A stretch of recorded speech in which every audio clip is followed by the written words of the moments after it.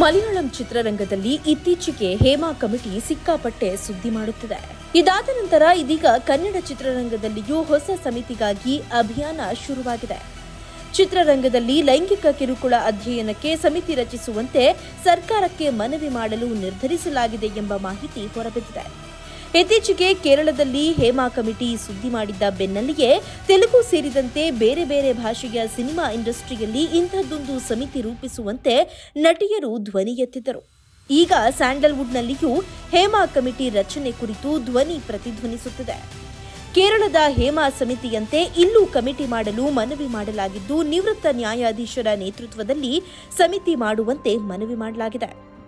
Film industry for rights and equality Karnataka ಸರ್ಕಾರಕ್ಕೆ ಮನವಿ ಸಲ್ಲಿಸಿದ್ದು, ಈ ಒಂದು ಮನವಿ ಪತ್ರಕ್ಕೆ ಚಿತ್ರರಂಗ ಹಾಗೂ ವಿವಿಧ ಕ್ಷೇತ್ರಗಳ 153 ವ್ಯಕ್ತಿಗಳು ಸಹಿ ಹಾಕಿದ್ದಾರೆ ಎನ್ನಲಾಗಿದೆ.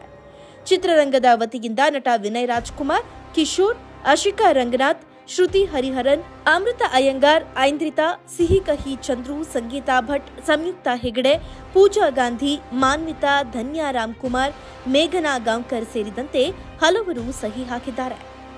ಮಲಯಾಳಂ ಚಿತ್ರರಂಗದ ಕರಾಳ ಮುಖ ಬಿಚ್ಚಿಟ್ಟ ಹೇಮಾ ಸಮಿತಿ ವರದಿ ಬಗ್ಗೆ ಇದೀಗ ದೇಶದೆಲ್ಲೆಡೆ ಚರ್ಚೆಯಾಗ್ತಿದೆ.